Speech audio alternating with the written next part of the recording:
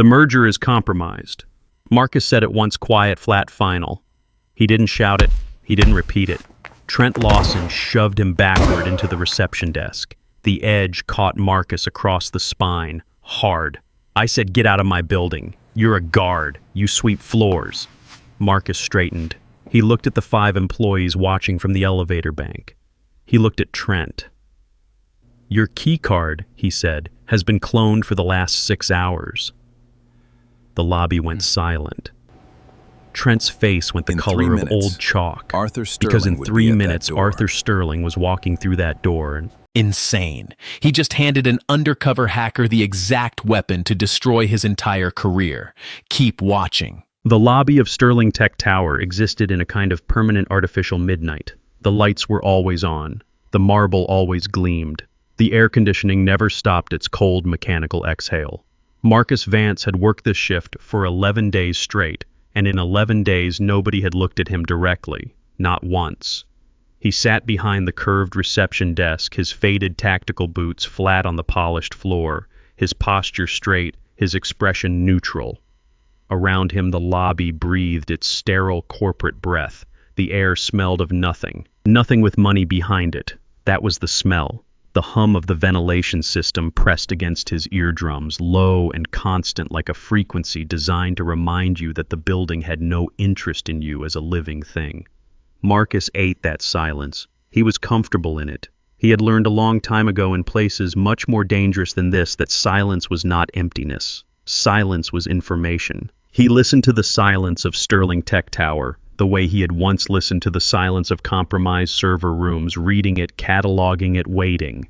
His clipboard sat on the desk beside him, thick, heavy, black. He kept it close. It was the third thing he checked every hour after the lobby cameras and the executive elevator status light. A cheaper man would have left it in his locker. Marcus never left it anywhere he could not see it. The lobby was not empty tonight. It was never truly empty before a major audit. The fluorescent infrastructure of $1 billion deal pulled people into the building at strange hours, and tonight those people moved through the marble space like ghosts who believed the building belonged to them. An associate in a gray blazer crossed from the elevator bank to the side corridor at 1:14 a.m., not looking up from his phone. A woman in heels clicked past the front desk at 2:07, her eyes passing over Marcus without registering him the way eyes pass over a fire extinguisher or a potted plant. He noted her badge. He noted her floor. He noted the slight hesitation in her step before the second camera. He wrote nothing down. He never wrote anything down. It was all already where it needed to be. Marcus reached into his bag and pulled out his sandwich.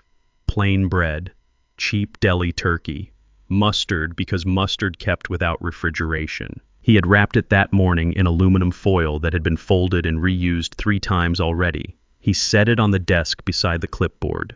He was 9 minutes into his approved 15-minute break. He ate without hurry. Outside the floor-to-ceiling windows, the city was dark and indifferent. Somewhere above him on the 44th floor, the documents for a $50 million merger sat in a secure digital vault. Marcus had read the public filings. He had read the court records. He had read the personnel history of every senior officer whose keycard interacted with that vault in the past 18 months. He knew the deal. He knew the players. He had agreed 3 weeks ago in a federal office with no windows to come here and break things quietly to find the gaps to prove where the fortress had no walls. He was very good at this. He had been very good at this for a long time. He chewed his sandwich. He watched the lobby. He kept his expression perfectly empty. At 2:41 a.m., the revolving door moved. Marcus registered it before the sound reached him. A shift in the lobby's pressure. A change in the air. Then the smell came through. Designer cologne, sharp and expensive, layered over something else, something chemical and acrid underneath it. The unmistakable scent of a man sweating through good fabric. Trent Lawson walked into the lobby the way men like Trent Lawson always walked into spaces they considered their own. Fast, loud, already talking. I had a phone pressed to his ear and a coffee cup in his other hand, and his $3,000 suit was immaculate in the way that only suits that have never been washed with ordinary detergent can be immaculate. His shoes were Italian leather. His hair was perfect. His watch caught the overhead light and threw a small, blinding star across the marble ceiling. Marcus watched all of this in his peripheral vision. He did not turn his head. "Tell Chen the term sheet is non-negotiable," Trent said into the phone, his voice carrying across the empty lobby with the unearned confidence of a man who had never once considered that other people might be able to hear him. "If he wants to play games, we find another buyer. I don't care." He paused. He was passing the reception desk. He slowed. He looked at Marcus the way people look at something that does not belong, something that has been left in the wrong place. "Hold on," he said into the phone. Trent stopped. He looked at Marcus. He looked at the sandwich. He looked at the clipboard. He looked back at Marcus. His expression was not anger yet. It was something earlier than anger. It was the particular species of contempt that does not yet feel the need to justify itself. "Who are you?" he said. "Night security," Marcus said. "Marcus Vance. I'm on my approved break, sir." Trent stared at him for a moment. Then he lifted the phone back to his ear. "I'll call you back." He lowered the phone. He looked at Marcus again, and now the contempt had found its shape. "Your break," he said. "Right here, at the front desk." "Yes, sir. Approved 15-minute break. I have 9 minutes remaining." Trent's eyes moved to the sandwich. His upper lip shifted barely, but Marcus caught it. "This is Sterling Tech Tower," Trent said. His voice had dropped into a register that was designed to communicate importance. "This lobby represents a brand, a reputation, a standard." He paused. He let the words settle, or tried to. "And you're sitting here eating a sandwich like you're in a bus station." Marcus said nothing. He set the sandwich down. He folded his hands on the desk. He kept his eyes on the space 6 inches above Trent's left shoulder, the stance of a man who has been trained to hold position under pressure, patient, still unreadable. His thumb moved once to the back of the clipboard. A habit. A check. The green light, invisible from any angle but his own, pulsed twice against his palm. Everything was working. Trent stared at that stillness. It seemed to irritate him in a way he had not expected. Men like Trent were accustomed to reactions, flinching, apologizing, explaining. The absence of any of those things was a texture he did not know how to process. His jaw tightened. He looked at the clipboard again, heavy and black on the desk, abnormally thick for a lobby log. He almost said something about it. Marcus could see the question forming and then dissolving, because asking a night guard about his clipboard was beneath the performance Trent was trying to give. "You know what?" Trent said. "I'm going to be having a conversation with building management about what is and is not acceptable in this lobby." He said it the way people say things they want on record, loud enough to matter, quiet enough to seem reasonable. He turned. He walked toward the elevator bank, his leather heels striking the marble in sharp, clean intervals, the sound filling the lobby and then fading until only the ventilation hum remained. Marcus waited 4 seconds. He picked up his sandwich. He took another bite. He chewed slowly. Outside the glass, the city said nothing. Above him, on the 44th floor, the vault held still. And the clipboard on the desk beside him was already doing its quiet, invisible work, reading every signal that passed through the lobby, air patient and thorough the way. Marcus himself was patient and thorough, which was to say completely and without mercy and exactly on schedule. The 15-minute break was a contractual right. Marcus had read the building's employee handbook on his first night the way he read every document placed in front of him, completely, once retaining everything. 15 minutes. Approved. Between 2:30 and 3:00 a.m. He had taken it at 2:32. He had eaten 6 bites of his sandwich before Trent arrived. He finished the 7th bite, now folded the foil back over the remaining half and placed it carefully in his bag. He zipped the bag. He set the bag on the floor beside his chair against the desk, out of the way. He picked up his clipboard. He made a notation in the log. 2:41 a.m. VP Lawson T. arrived. Executive elevator, floor 44. He wrote it in the same handwriting he used for everything. Small, even, completely legible. Then he set the clipboard back down close, always close, and he waited for the rest of his break to end. At 2:58, his break ended. He stood. He straightened his jacket. The polyester fabric was cheap and uncomfortable and held heat poorly. There was a small faded pin on the collar, an American flag. The enamel had worn at the edges, leaving the metal underneath exposed dull silver where the color had gone. He had worn it every day for 6 years in places where the flag meant something specific and dangerous, and he wore it here because habits formed under pressure do not dissolve in lobbies. He picked up his bag. He carried it to the side corridor where the staff lockers were stowed. It returned to the desk. The lobby was quiet. The elevator status light was dark. He sat. He watched. At 3:17, the elevator opened. Trent came out with 2 men Marcus had not seen enter. They must have come through the parking structure, accessed the camera blind spot on sublevel 2 that Marcus had noted on day 1 and flagged in his preliminary report.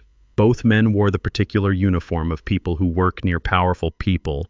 Good suits, not great suits. Careful haircuts. Phones already in hand. They walked with Trent toward the executive seating area near the south window. They were talking. Their voices were low at first. Then Trent's voice rose, because Trent's voice always rose when he had an audience. "Sterling lands at 6, Trent said. He dropped into the nearest chair and crossed one leg over the other. His shoe caught the light. "The sign-off is ceremonial at this point. The audit's clean. We're done." One of the men said something Marcus could not catch. Trent laughed. It was a short, sharp sound, certain of itself. "The security review, please. They sent us a checklist. We checked the boxes. That's how these things work." He took a long sip of his coffee. "By 7 a.m. This deal is closed and I am $50 million richer in equity alone." He said the number the way people say numbers they have rehearsed saying. 50 million. Clearly. Precisely.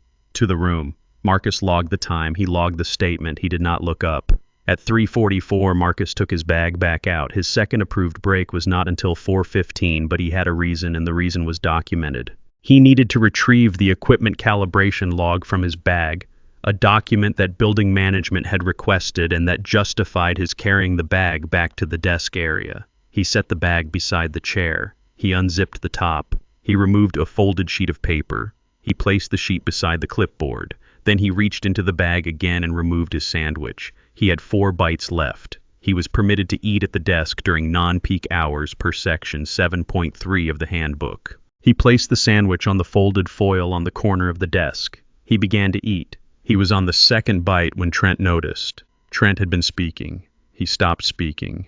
The 2 men with him went quiet, also the automatic quiet of people who have learned to mirror their employer's attention. Trent was looking at Marcus, at the sandwich, at the aluminum foil catching the overhead light in a way that was apparently intolerable. He stood. He walked across the lobby. His heels on the marble made the same sound as before, sharp and deliberate and certain, the sound of a man who expected the floor to perform for him. "Again," Trent said. He stopped in front of the desk. He looked at the sandwich the way he had looked at it before, with that particular contempt that does not require logic to sustain itself. "You're doing this again. Section 7.3 of the building handbook permits desk consumption during non-peak hours," Marcus said. "It is currently 3:44 a.m. This qualifies as non-peak." Trent blinked. The handbook reference landed wrong. People who cited handbooks to him were, in his experience, either lawyers or problems, and this man was neither dressed nor credentialed enough to be a lawyer. That left the other category. "I don't care what the handbook says," Trent said. His voice had found a new edge now, something harder underneath the contempt, something that wanted a reaction badly enough to push for one. "I care what this lobby looks like. I care what kind of image this building projects to the people who matter." He paused. He let the implication settle, heavy and deliberate. "The people who matter, not you. Put it away." Marcus looked at him, not at the space above his shoulder this time, at him, for exactly 2 seconds. Then he looked back at the lobby log and made a notation. 3:44 a.m. Verbal directive issued by VP Lawson T. regarding desk consumption. Handbook section 7.3 cited in response. He wrote it all down in the same small, even handwriting, completely legible. "Are you writing that down?" Trent said. His voice had changed again. There was something new in it now, something that was not quite sure of itself. "I log all significant lobby interactions," Marcus said. "Standard procedure." Trent stared at the clipboard, the thickness of it, the weight of it, the way. Marcus's hand rested on it, relaxed, proprietary. like a man resting his hand on something he knew the value of and was not concerned about losing.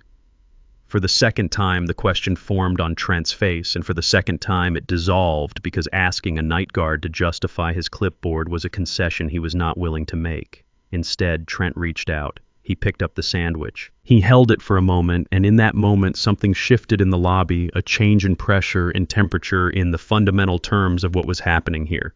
Then he dropped it. Not through. Dropped. A performance of dismissal. The sandwich hit the floor. The aluminum foil skidded on the polished marble, sliding 2 feet across the surface before stopping against the chrome track of the executive elevator door, crumpling at the edge. The 2 men near the window did not move. They watched. Marcus looked at the sandwich on the floor. He looked at the foil against the elevator track. He looked at Trent. He said nothing. His face said nothing. His hands flat on the desk said nothing. But something behind his eyes had catalogued this moment, filed it, assigned it a weight, and placed it in a specific column in a mental ledger that was at this point in the evening accumulating entries at a pace that would have interested Arthur Sterling enormously had Sterling known it was happening. "Clean it up," Trent said. He turned. He walked back to the seating area. He sat. He resumed talking, his voice restored to its earlier register, certain and loud and carrying across the empty marble space to every corner of the room. Marcus stood. He walked around the desk. He picked up the sandwich. He picked up the foil. He folded the foil around the sandwich with the same care he had used that morning when he packed it. He carried it back to his bag. He zipped the bag. He sat back down. He picked up his clipboard. He made another notation. He checked the green light with his thumb. It pulsed twice. Still working, still recording, still patient. Above him on the 44th floor, the vault held its secrets, the way vaults are designed to hold secrets, not knowing that the man sitting in the lobby below it, quiet and still and eating a ruined sandwich out of 3 times reused aluminum foil, had just been handed in the form of Trent Lawson's escalating contempt exactly the provocation he had been professionally, methodically waiting for. 5 corporate employees arrived at 4:12 a.m. They came through the revolving door in a loose cluster badges, visible voices low, carrying the specific energy of people summoned before dawn for a meeting they did not schedule. Marcus logged each badge number as they passed. He did not look up from the desk. He did not need to. He had positioned the reflection in the south-facing window glass 3 days ago, a precise angle that gave him a clean read on every badge that crossed the lobby threshold without requiring him to turn his head. The 5 employees moved toward the elevator bank. They gathered there, waiting, talking among themselves. Their voices echoed lightly off the marble. Their shoes were expensive, but not Trent's expensive. Middle management, compliant, careful. Exactly the kind of people who know which direction the power runs and keep themselves aligned with it at all times. Trent emerged from the executive seating area at 4:15. He had his phone in one hand and his coffee in the other. The coffee was from the executive floor kitchen, not a delivery fresh brewed dark, served in a heavy ceramic mug that the building kept for senior staff. It was scalding. Marcus could see the steam rising from where he sat. Trent crossed toward the elevator bank, saw the 5 employees waiting, and his posture changed, expanded. A man finding his audience. He said something to the group. They laughed. Not all of them, but enough. The laugh of people who understand their function in a room. Then Trent turned. He looked at Marcus. He looked for a long moment. Then he began walking toward the desk. His stride was different now, slower, more deliberate. Performed the way actions are performed when the performer is aware of being watched. I was still holding the coffee. The steam rose from it in thin, pale threads curling upward in the conditioned air. Marcus watched him come. He kept his hands on the desk. His left hand rested on the log. His right hand rested on the clipboard thumb along the back edge, resting near the light he could not see but knew was there. He kept his breathing even. He kept his face empty. He had worn this face in server rooms in federal offices and in the back of government vehicles on unmarked roads at strange hours of the night. It did not cost him anything to wear it here. Trent stopped at the desk. He looked down at Marcus the way he had looked down at him twice before, but with something added now, something that had not been present in the earlier encounters. The audience. The 5 employees at the elevator bank had gone quiet. They were watching. Trent knew they were watching. The knowing was in every line of him. "You're still here," Trent said. "Yes, sir," Marcus said. I told building management about you, Trent said. You know what they said? He paused. He did not wait for an answer. They said you're contracted through a third-party vendor and they can't pull your badge directly. Another pause. But I can. He said it simply, like a fact, like a thing already decided. I'm a senior vice president of this company. My authorization level supersedes vendor contracts in this building during security-sensitive periods, which this is. He tilted his head slightly. So I'm going to ask you one more time to collect your things and leave the premises. Marcus looked at him. 2 seconds. Steady. I would need that directive in writing, sir, with your authorization code per vendor contract section 12.4. Something moved across Trent's face. Fast and dark there, and then controlled. His jaw shifted. His grip on the coffee mug tightened. At the elevator bank, one of the 5 employees said something very quietly to the person beside him. Someone else almost laughed and stopped themselves. Trent heard it. Marcus could see that he heard it in the small, involuntary straightening of his spine, in the way his eyes moved sideways for just a fraction of a second before returning to Marcus. You want it in writing, Trent said. Yes, sir. Trent looked at him. He looked at the clipboard. He looked at the flag pin on the collar, faded, worn at the edges, the enamel gone thin. His expression settled into something final, something that had moved past the performance of contempt into the performance of consequence. He raised the coffee mug. He tipped it forward. The coffee came out in a single dark, continuous pour directly onto the front of Marcus's uniform jacket. It was scalding. It soaked through the cheap polyester in seconds, hitting the skin beneath, burning sharp and immediate and spreading. It ran down the front of the jacket in dark rivers, pooling at the crease where the fabric met the desk edge, dripping onto the polished marble below in slow, deliberate drops. The lobby was completely silent. The 5 employees at the elevator bank did not move. 2 of them looked at the floor. 1 of them looked at Trent. 2 of them, the ones closest together on the left, made a sound that was almost a laugh, caught halfway compressed into something quieter but not quiet enough. Trent set the mug down on the desk. He wiped his hand on a pocket square. You're fired, he said. His voice was even, composed. A man who has done the thing and is now simply describing it. Get your trash and get out. He pointed toward the door. Now. Marcus did not move back. He did not flinch. The coffee soaked through the polyester, through the thin shirt, beneath pressing heat against his skin. He felt every degree of it. He stood still and he felt it completely. The burn, the weight of the wet fabric, the smell of dark coffee mixing with the cold, sterile air of the lobby. And he stood inside all of it without moving a single degree in any direction. He had been trained to hold position under conditions that made this lobby look like a waiting room. And the training had not left his body. It lived in his spine and his shoulders and the measured pace of his breathing, and it held him there upright, still present, a man receiving information and not yet finished collecting it. He stepped forward. 1 step, toward Trent, not away. Trent's eyes registered it, a flicker involuntary. Marcus brought the clipboard up with his right hand, a natural motion adjusting his grip, and for exactly 1 second the edge of the clipboard passed through the 6 inches of space between his chest and Trent's jacket. Trent did not notice. He was already turning back toward the elevator bank, already reassembling his performance, already preparing the version of this moment.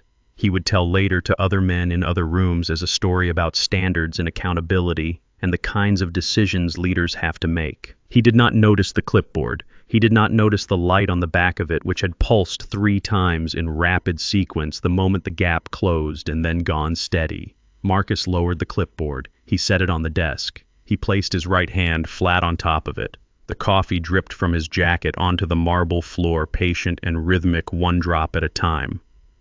The 5 employees at the elevator bank looked at different things. The ceiling, their phones, the middle distance. 2 of them were very still in the way. People are very still when they are hoping stillness will separate them from what just happened. It would not. Marcus had their badge numbers. He had their arrival time. He had the lobby camera angles that would place all 5 of them inside a 15-foot radius of what had just occurred. He had everything he needed. He had in fact needed Trent to come to him. And Trent, who believed he had just ended something, had instead walked across a marble lobby and handed Marcus the precise instrument required to end his own. The coffee dripped. The lobby hummed. The city outside the glass said nothing at all. Wait, absolutely not. He poured scalding coffee on a military veteran just for eating a sandwich, while a lobby full of grown adults stood there and laughed. If that were me, I wouldn't have been able to keep my hands by my sides.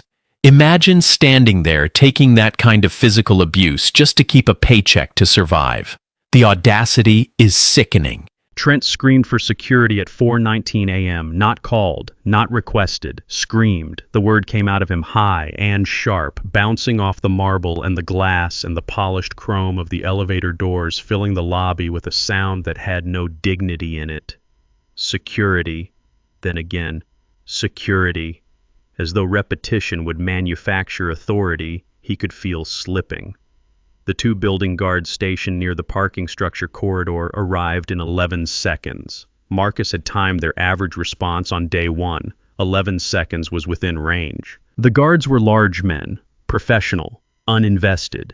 They looked at Trent. They looked at Marcus. They looked at the coffee soaking through the polyester jacket and dripping onto the marble floor, and their faces did the careful, neutral thing that people in their position learn to do when the situation in front of them is above their pay grade but not above their job description. "Remove him," Trent said. He pointed at Marcus. His finger was steady. His voice was not quite. "He's been terminated. Get him out of the building." The taller guard looked at Marcus. "Sir, I'm going to need you to collect your belongings and come with us." Marcus looked at him. "I understand," Marcus said. His voice was the same as it had always been, even, unhurried. The voice of a man who has not been surprised by anything that has happened in the last 4 minutes. He stood. He unzipped his soaked jacket.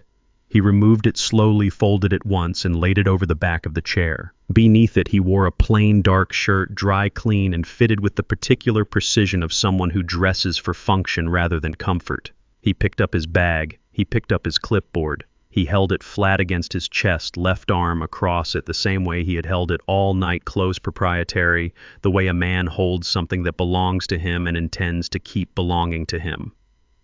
Trent watched him gather his things. He watched the deliberate pace of it, the absence of any hurry, the complete failure to perform the emotions that the moment was supposed to produce: shame, panic, defeat, the sounds and gestures of a man who understands he has lost. None of those things were present in Marcus's hands or face or posture. Trent's own face moved through several expressions, trying to find one that fit, and settled on anger because anger was the one he was most practiced at. "What is wrong with you?" he said. "Do you understand what just happened? You're done. You're finished. You're nobody. You never were anybody." Marcus zipped his bag. He straightened the strap on his shoulder. He looked at the lobby log still open on the desk, and he made one final notation. 4:19 a.m. Verbal termination issued by VP Lawson T. Physical removal requested via building security. He wrote it in the same handwriting as every other entry. Small, even, completely legible. Then he capped the pen and placed it in his shirt pocket. "Let's go," the taller guard said. They walked. The two guards flanked Marcus, one on each side, and the three of them moved across the lobby toward the revolving door. Their footsteps were the only sound. Trent followed at a distance, narrating. He was talking about standards again, about the building's image, about the kind of people who belonged in spaces like this and the kind who did not. His voice filled the lobby and hit the glass and came back changed thinner, less certain than it sounded, leaving his mouth. The 5 employees near the elevator bank had not moved. They stood in their loose cluster watching. Their faces were careful, still, professionally blank, the expression of people who are calculating something and have not finished calculating it. Marcus walked slowly. His boots were heavy on the marble, the same boots that had stood on this same floor for 11 nights, scuffed and worn at the heel wrong for this space in every visible way. He walked without hurrying. He walked without looking at Trent or at the 5 employees or at the south-facing windows where the city was beginning very slowly to lighten at its edges. He looked forward. He kept his left arm flat across the clipboard. His thumb rested along the back edge. He pressed it once gently. The green light pulsed against his palm, twice, steady, working. He pressed it again. 3 pulses, rapid, sequential. He knew what 3 pulses meant. He had written the protocol himself. 3 pulses meant the primary collection cycle was complete. Everything the device had been sent here to collect it had collected. Every signal, every frequency, every credential that had passed through the lobby's air in the last 11 days had been received, logged, and stored. The audit was done. It had been done technically since the moment in Chapter 3 when the clipboard passed through the 6 inches of space between his chest and Trent's jacket. What happened after that was not collection. It was documentation. And documentation, Marcus had learned in a long career of patient invisible work, was what turned information into consequence. They reached the revolving door. The taller guard pushed it. Cold morning air hit Marcus's shirt, sharp and immediate. His skin registered it after the heat of the lobby. The temperature dropped, significant clean. He stepped through. The door turned behind him. He stood on the steps of Sterling Tech Tower in the early morning dark, his soaked jacket folded over his arm, his bag on his shoulder, his clipboard against his chest. The city smelled like concrete and cold air and something distant exhaust or rain or both. He stood still. Trent appeared behind the glass, framed in the lobby light, still talking to someone. His hands were moving, emphatic. He looked like a man who had won something and was explaining the win to people who were not yet as certain about it as he was. One of the 5 employees said something to another. Neither of them laughed this time. The building guards returned to their post near the parking corridor. The lobby resumed its permanent artificial midnight clean and sterile and indifferent. Marcus stood on the steps for a moment. Just a moment. He looked at the city.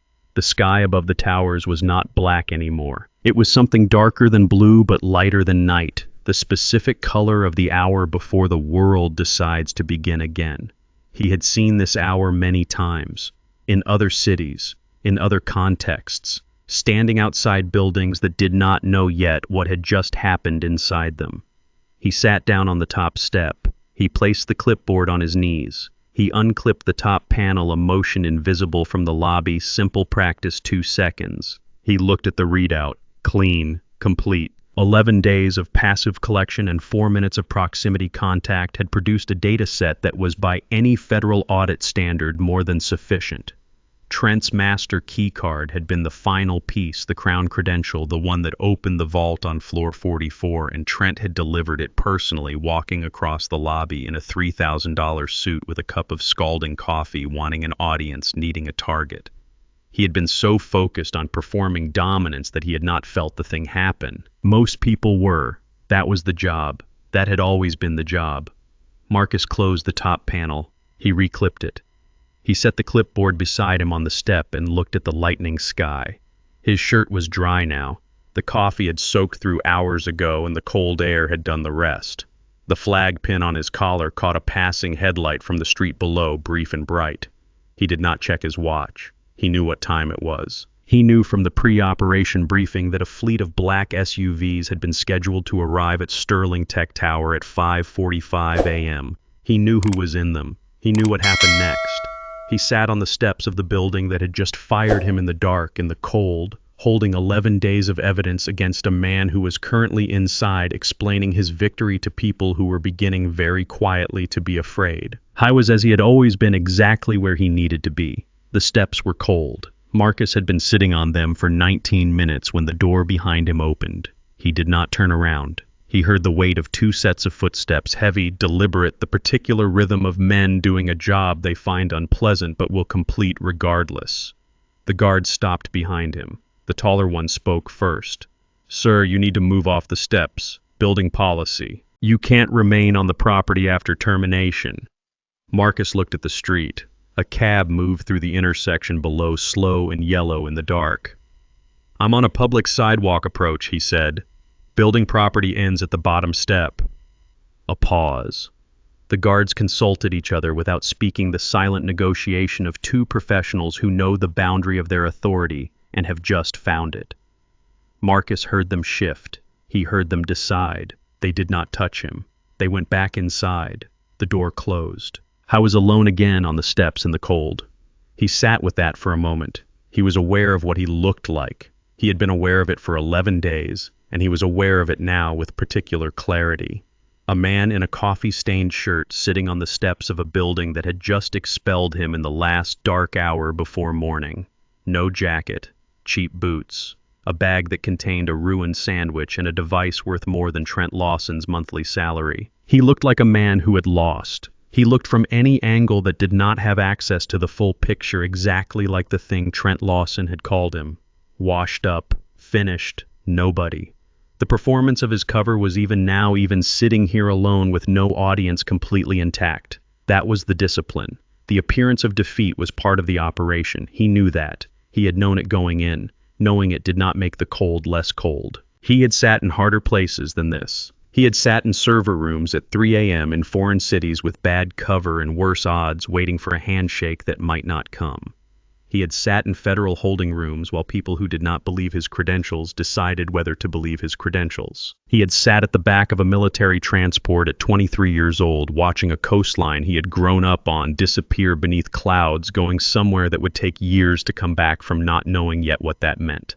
He had sat in all of those places and held his position because holding position was the one skill that could not be taken away from you by circumstance or contempt, or a man pouring coffee on you in a marble lobby in front of 5 people who laughed. But there was something about this particular cold and this particular hour and the specific texture of what had just happened inside the building behind him that pressed against a place in him that the training did not entirely cover. The guard's hands on his shoulders, heavy, clamping down, proprietary. The hands of men being used as instruments by a man who saw all other men as instruments. And the thing about being used as an instrument, even when you know you are not one, even when you have the full picture and the end point and the evidence already secured, is that the body does not always know the difference between real powerlessness and performed powerlessness.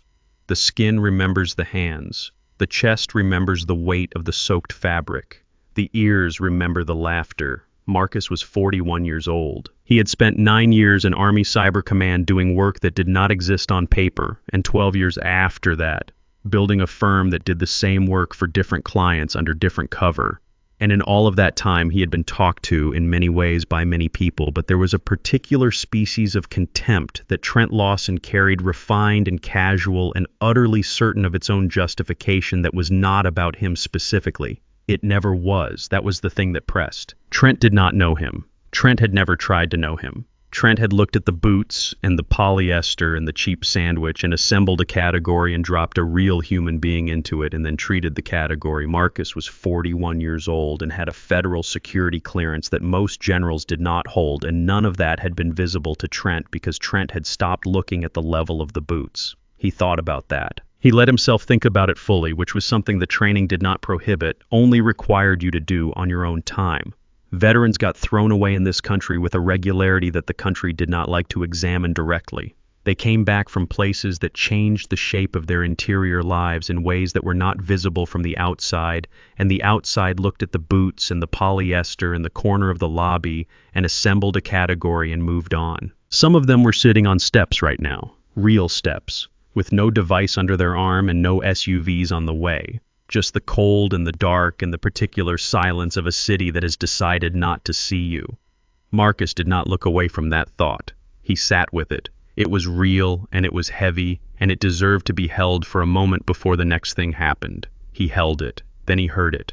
Distant first, then closer. The low, expensive sound of large engines moving in formation, the kind of sound that well-maintained vehicles with federal plates make when they move together through empty streets in the early morning, purposeful and unhurried. He looked up. At the far end of the block, headlights appeared. 1 pair, then 2, then 4, then 6. Black SUVs identical, moving in a line. They turned onto the avenue in front of Sterling Tech Tower without slowing, without signaling, with the particular authority of vehicles that do not need to ask permission from traffic. They pulled up to the building's entrance in a smooth arc and stopped. Marcus stood. He picked up his clipboard. He picked up his bag. He straightened the strap on his shoulder. His shirt was wrinkled and coffee-stained, and the cold had been in it for the better part of an hour. But he stood straight, the way he always stood, spine-correct weight. Even the posture of a man who has not been diminished by anything that has happened to him, not because nothing has happened, but because he made a choice a long time ago in a harder place than this, about which things were allowed to change his shape. The lead SUV door opened. A cane appeared first. black heavy-handled, striking the sidewalk with a sound like a judge's gavel. Then Arthur Sterling unfolded himself from the vehicle, slow and deliberate, a man in his late 70s who moved as though time was something he had negotiated with personally and reached an acceptable arrangement. He was tall. His suit was dark gray and without flourish. His face was the face of a man who had spent 60 years making decisions and had stopped feeling the need to explain them. He looked at the building. He looked at the steps. He looked at Marcus. His eyes moved over the coffee-stained shirt, the clipboard, the flag pin on the collar with the enamel worn at the edges. He looked for exactly 3 seconds. Then he gave a nod. Small, almost imperceptible. The nod of a man confirming something he already believed to be true. Behind the glass of the lobby, Trent Lawson appeared. Marcus could see him clearly, framed in the light, his $3,000 suit still immaculate, his phone already raised, already moving toward the door, already composing his face into the expression of a man receiving a billionaire at dawn for the ceremonial conclusion of his greatest professional achievement. He pushed through the revolving door. He came out onto the steps. He saw Sterling. He smiled. He began to speak. Sterling did not look at him. Trent stopped speaking. His smile held its shape for a moment unsupported, and then began very slowly to do something else. Sterling was still looking at Marcus. He took one step forward past Trent, as though Trent were a column or a planter or any other fixed feature of the architecture. He stopped in front of Marcus. His cane clicked once on the step and was still. He looked at the clipboard. He looked at the flag pin. He looked at Marcus's face with the direct assessing attention of a man who has spent a long time learning to read the difference between people who hold things and people who are held by them. "Mr. Vance," he said. His voice was quiet. It did not need to be anything else. "Do you have the red team report?" From behind them in the lobby light, Trent Lawson's face went very still. Marcus reached into his jacket pocket. Then he remembered he had no jacket. He had folded it over the chair inside. He looked at Sterling. He looked at the clipboard. He unclipped the top panel with 2 fingers, the same practiced motion he had used on the steps 19 minutes ago, clean and quiet and completely without drama. The panel came away. Beneath it, flush with the interior surface, sat a matte black device the size of a paperback novel, a small screen, 4 indicator lights, all green. A federal audit seal, embossed in the lower right corner, small official, the kind of marking that means something specific to the people who recognize it and nothing at all to the people who do not. Sterling looked at it. He nodded once. "Mr. Sterling," Trent said. His voice had found a new register. Not the lobby register, not the performance register, something smaller and faster and less certain of its welcome. He stepped forward. He positioned himself between Sterling and Marcus with the practiced confidence of a man who has spent years making himself the most important person in any triangle. "I need to brief you before we go inside. The audit documentation is prepared. Everything is in order. I've personally reviewed every compliance checkpoint, and I can tell you with complete confidence that this merger is clean." He paused. He gestured at Marcus. "And I apologize for this individual still being on the premises. I was terminated 40 minutes ago, and building security is handling the situation." Sterling did not look at him. He was looking at the device in the clipboard. "Is the primary collection complete?" he said to Marcus. "Yes, sir," Marcus said. 11 days of passive environmental collection, plus 4 minutes of proximity contact at approximately 4:15 this morning." Sterling looked up from the device. He looked at Marcus's shirt, at the coffee stain, dark and dried, now spreading from the collar down across the chest. He looked at it for a moment without speaking.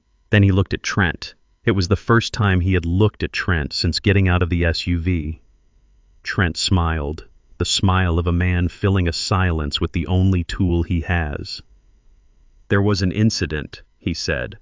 "The guard was non-compliant. I exercised my senior authorization to terminate the contract, and I may have." He paused. A recalibration. "There was an altercation. It's been handled. Proximity contact," Sterling said. "Not to Trent, to Marcus." "Walk me through it."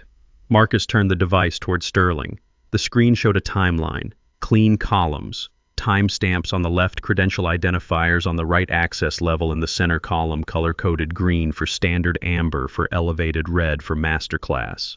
There was one red entry. It sat at the top of the list. 4:15:34 a.m.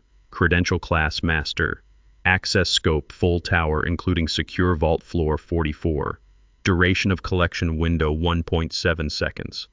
The subject entered the lobby at 4:15 a.m., Marcus said. He kept his voice level informational, the voice of a man reading a report rather than delivering a verdict. He approached the desk and made physical contact at 4:15:34. During that contact, the RFID collection array inside this device cloned the master keycard credential from the subject's jacket pocket. The collection window was 1.7 seconds. That was sufficient. The lobby behind the glass was very quiet. The 5 employees had gathered near the elevator bank again, not intentionally, the way people gather when something is happening, and the body moves toward it before the mind approves. They were watching through the glass. Their faces were still, careful. The lobby cameras which Marcus had mapped on day 1 covered the steps from 2 angles. He had noted both. He had positioned himself accordingly on every significant moment of the evening. "Who is the subject?" Sterling said. Marcus looked at Trent. Sterling looked at Trent. Trent's face did something complicated. The smile had gone. In its place was an expression that cycled through several states in rapid succession. Confusion, then comprehension, then a species of disbelief so acute it looked almost like offense, the expression of a man who has been handed information that his entire model of the world does not have a category for. He looked at the device. He looked at the timeline. He looked at the red entry at the top of the list, 4:15:34 a.m., master credential, his jacket pocket, the 6 inches of space between his chest and the clipboard he had not noticed because he had been performing contempt for an audience of 5 people who were now standing behind glass watching him understand what he had done. He started. He stopped. He started again. "You can't. That's not." He looked at Sterling. His voice had dropped to something urgent and private, the voice of a man trying to have a conversation that the architecture of the situation will not permit to be private.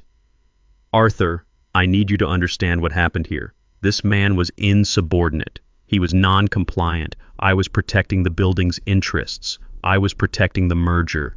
If there's been some kind of misunderstanding about his role here, that's a communication failure that's not." He stopped. He looked at Marcus. "You're a security guard," he said, flat, almost plaintive.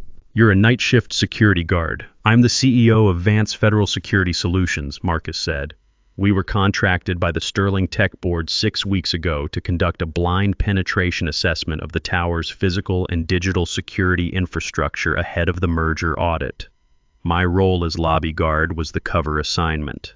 It is standard practice for blind assessments of this type." He paused. "You were not informed of the assessment. That was intentional. Informed subjects do not behave naturally." The silence that followed was the specific silence of a lobby in which 5 people have stopped breathing at approximately the same time. Marcus opened the digital audit file on the device. He turned the screen toward Sterling. The file was 47 pages. He did not show Sterling 47 pages. He showed him page 3, the access log, the record of every system, every floor, every secure partition that had been accessed using Trent Lawson's cloned master credential in the 41 minutes between collection and Sterling's arrival. The list was long. It was specific. It was precise in the way that federal audit documentation is precise, which is to say completely without ambiguity, and in a format that is admissible in a federal compliance proceeding. Sterling read it. He read slowly. He read the way a man reads when he understands that what he is reading has a weight that will persist beyond this morning. His face did not change. That was the thing about Arthur Sterling that Marcus had read in the file 3 weeks ago and confirmed in person in the last 4 minutes. The man's face did not perform for rooms. It simply held what it held and processed what it processed and arrived at conclusions without announcing the journey. Trent was talking. He had been talking for most of the time. Sterling was reading a continuous, increasingly pressured stream of context and justification and reframing the verbal equivalent of a man trying to hold a shape that has already begun to dissolve. Marcus did not track the content. He tracked the rate of speech, the pitch variation, the points at which the breath control faltered. He had spent a career reading those signals in people under pressure, and they were all present and they all said the same thing. Trent Lawson knew. He had known from the moment he saw the device. Everything since then had been the sound of a man trying to outrun a thing that had already happened. Sterling lowered the device. He looked at Trent. He held that look for a long moment, and in that moment the lobby stilled completely. The ventilation hum and the distant city sounds and the faint electrical presence of the building's systems, all continuing unchanged, but the human atmosphere of the space, the thing made of attention and breath and the awareness of consequence going absolutely perfectly quiet. "Trent," Sterling said. His voice was the same volume it had been all morning. Quiet. Complete. "How did this man access the floor 44 vault?" Trent opened his mouth. He closed it. "I didn't. I never gave him."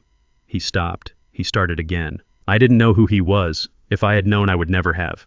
He looked at his jacket pocket. He looked at the space between his chest and where the clipboard had been. He looked at the lobby, at the marble, at the elevator bank where his 5 colleagues stood behind glass watching. His jaw moved. His hands moved. Then they stopped. Then they were still. "You approach the desk," Marcus said. His voice was the same as it had always been. Even. Informational.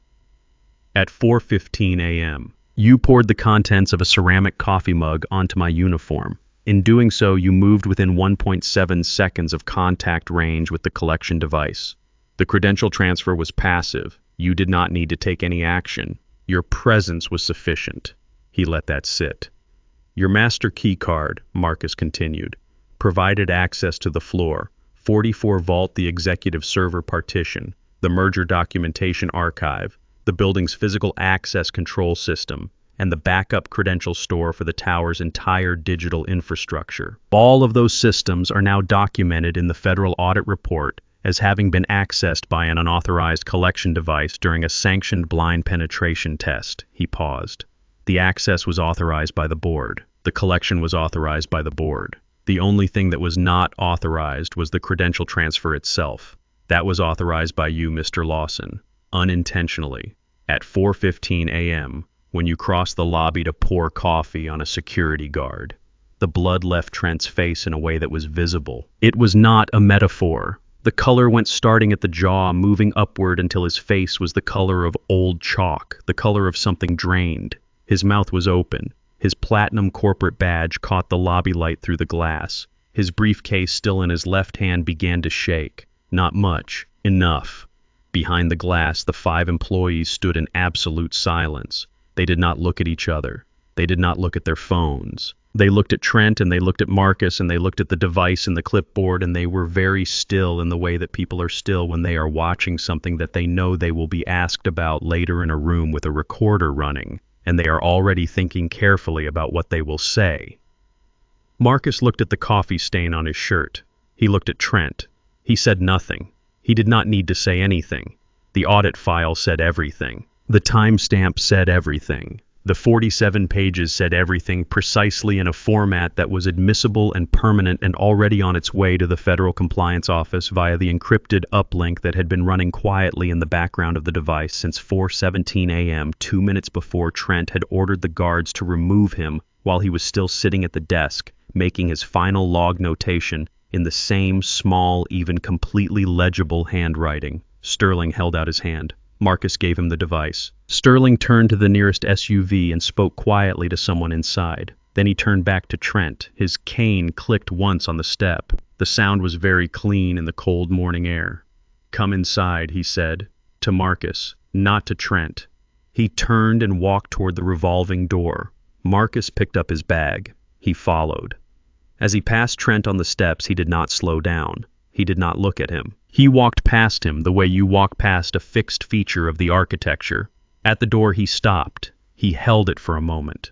Then he looked back once at the city, at the lightning sky, at the hour that had arrived exactly when he had known it would arrive. Then he went inside. Sterling walked through the revolving door without looking back. Marcus followed. The lobby received them both in its permanent sterile light, cold and indifferent as it had always been, the marble gleaming, the ventilation humming, the elevator status light above the executive bank burning its steady amber. The 5 employees near the elevator bank did not move. They stood in their cluster badges, visible phones down, watching. Their faces had not changed since the steps. Still, careful, the faces of people who have done a rapid private calculation and are waiting to see if the result holds. Trent came through the door behind them. He came because there was nowhere else to go. The steps were behind him and the street was behind the steps, and the street led away from everything he had spent 14 years building inside this building, and so he came through the door and stood in the lobby he had treated as his own personal theater, and he stood very still because stillness was the only performance left available to him. Sterling crossed to the center of the lobby. He stopped. He turned. He looked at Marcus. "The full report," he said. Marcus set his bag on the floor. He took the device from Sterling, who had carried it from the steps. He opened the audit file. He had 47 pages. He would not read 47 pages in a lobby at 5:51 a.m. He read what was necessary. He read clearly at a pace that gave each item its full weight in the same even voice he had used all night. The voice of a man reporting facts to people who have hired him to find facts and will now receive them regardless of what the facts cost. During the 11-day passive collection period, Marcus said, the device logged 2,847 unique credential interactions within the lobby's RFID broadcast range. Of those, 34 were masterclass credentials. Of those, 34, 11 showed irregular access patterns outside authorized hours, specifically between 11 p.m. and 4 a.m. on non-audit days. Those 11 interactions are documented in Appendix C. He paused. The Floor 44 vault was accessed using the cloned master credential at 4:16 a.m. this morning. The vault contains the merger documentation archive, the due diligence files, and the digital signatures pending for the $50 million close. Using the cloned credential, the assessment team accessed and read all of those files. No data was removed or altered. The access is documented, time-stamped, and logged against the credential identifier. He looked up. The credential identifier belongs to Trent Lawson, Senior Vice President. The lobby was very quiet. In addition, Marcus continued, the cloned credential provided access to the building's physical security control system, specifically the camera management partition. A review of that partition revealed that 14 lobby cameras had their motion-sensitive recording functions disabled between 11 p.m. and 4 a.m. on 6 separate occasions over the past 3 weeks. The disabling was done manually using a master credential from a terminal on floor 44. He turned one page. The access logs for that terminal show a single user, the same credential identifier. He did not look at Trent. He did not need to. During those 6 windows, 3 of the 11 irregular after-hours credential interactions I mentioned occurred in areas of the building not covered by the remaining active cameras. Those interactions accessed the Executive Communications Archive and the merger counterparty's confidential term sheet files. Sterling had not moved. His cane was still. His face held what it held. The practical consequence, Marcus said, is that the merger counterparty's confidential negotiating position has been accessible to at least one person on the Sterling Tech side in an unauthorized capacity during a period when those positions were material to the terms of the deal. That constitutes a breach of the merger's confidentiality agreement, a violation of the building's security compliance certification, and a reportable event under federal securities regulations applicable to transactions of this size and structure. He closed the audit file. He held the device at his side. The screen was still lit green and steady, all 4 indicator lights calm and unchanged. The lobby cameras were recording. He had confirmed that on his way through the door. All 14 of the disabled cameras had been restored to full function at 4:17 a.m., 2 minutes after Trent ordered his removal as part of the assessment's automated restoration protocol. Everything that had happened since was on record. Trent had not spoken during the report. He stood near the revolving door, his briefcase in his left hand. His face was the chalk color it had been on the steps, but overlaid now with something else, a kind of rigid, frozen attention. The face of a man listening to the specific dimensions of the hole he has fallen into and finding them larger than he had estimated. His badge caught the overhead light. His watch caught it. His shoes caught it. All the expensive surfaces of him throwing back the light of a lobby that no longer belonged to him in any way that mattered. Sterling turned to face him. It was not a dramatic turn. It was simply the turn of a man who has finished receiving information and is now prepared to act on it. He looked at Trent for a long moment, the same direct assessing look he had used on the steps. Then he spoke to the man who had accompanied him from the lead SUV and was standing near the lobby entrance, quiet and suited and patient. "Deactivate the badge," Sterling said. The man moved to the building's security terminal behind the reception desk. He typed 4 things. The terminal made a sound, small and final, a single tone. On Trent's chest, the platinum badge went dark. Its LED status indicator, which had burned green every day for 14 years, went out. Trent looked down at it. He looked at it for a long moment. Then he looked up. "Arthur," he said. His voice had changed completely. The register was gone, the projection, the performance. What was left was something quieter and more fundamental, the voice underneath the voice, the one that does not know how to be strategic. "Arthur, I need you to hear me. Everything I did, the camera access, the files, all of it, I was protecting this deal. I was making sure we were not being outmaneuvered. I was protecting the company." Sterling looked at him. "You were protecting your equity position," he said. Quiet, complete. Trent opened his mouth. He closed it. The lobby held the silence. "Your equity stake in the merger is canceled," Sterling said. "Effective this morning. The board will be notified. The counterparty will be notified of a security incident requiring disclosure. Legal will determine the scope of any further reporting requirements." He paused. "Your employment with Sterling Tech is terminated effective immediately for cause." The briefcase fell. Not dramatically. Simply. Trent's hand opened and the briefcase dropped straight down and hit the marble with a heavy, flat sound, leather and steel, and the weight of 14 years of accumulated importance, striking the polished floor of a lobby that had never, not once, belonged to him any more than it had belonged to the night guard who sat behind the desk eating a sandwich made from 3 times reused aluminum foil. The sound echoed. It hit the glass and the marble and the chrome elevator doors and came back from all directions at once, filling the lobby briefly, and then it was gone and the ventilation hum resumed and the lobby was quiet again. The 5 employees stood at the elevator bank and did not speak. They did not look at each other. They looked at the briefcase on the floor. They looked at the dark badge on Trent's chest. They looked at Marcus standing in the center of the lobby in a coffee-stained shirt with a federal audit device in his hand. And their faces were doing the slow, private work of reassembling a picture of the last several hours that was entirely different from the picture they had assembled while they were laughing. Sterling looked at Marcus. "I'd like the full report filed with the Federal Compliance Office by end of business today," he said. "I'll have my office coordinate with yours on the disclosure timeline. Already uploaded," Marcus said. "The encrypted transmission completed at 4:17 a.m. Your compliance officer received the preliminary filing at 4:23.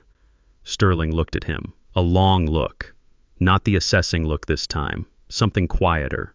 The look of a man who has just watched 11 days of patient, invisible, precise work produce exactly the result it was designed to produce, and who understands, without needing it, explained what that kind of work actually costs the person doing it.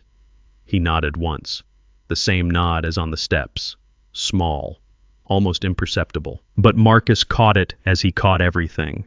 Sterling turned and walked toward the elevator bank. The suited man from the SUV fell in beside him. The 5 employees parted to make room, automatic, instinctive, the way people make room for something they now fully understand the weight of. The elevator opened. Sterling stepped in. The doors closed. The lobby settled. Marcus stood in the center of it. He looked at the marble floor, at the overhead lights, at the elevator status light burning amber above the executive bank. He looked at the reception desk, still bearing the faint ghost of a ring from the ceramic coffee mug set down at 4:15 a.m. He looked at the spot on the floor where the aluminum foil had skidded and stopped against the elevator track. He looked at the south-facing window where the city outside was now fully light, the sky flat and white, and decided the sun somewhere behind the buildings present without being visible. He looked at Trent. Trent had not moved from his spot near the revolving door. I was standing over his briefcase. His hands were at his sides. His face had cycled through its remaining expressions and arrived at something that had no performance left in it. He looked for the first time since Marcus had watched him walk through the revolving door at 2:41 a.m., like a specific person in a specific moment rather than a category of person enacting a familiar scene. He looked up at Marcus. His mouth moved. Something forming. Something that might have been an apology, or might have been another argument, or might have been something that had no name yet. Marcus looked at the coffee stain on his shirt. He looked at Trent. "Clean up your garbage before you leave," he said. He picked up his bag. He picked up his clipboard. He walked to the reception desk. He opened the lobby log to the last entry. He wrote the final notation. 5:51 a.m. Federal audit complete. Sterling A. arrived on schedule. Credential breach documented and reported. VP Lawson T. terminated for cause. Badge deactivated. He wrote it in the same handwriting as every other entry. Small, even, completely legible.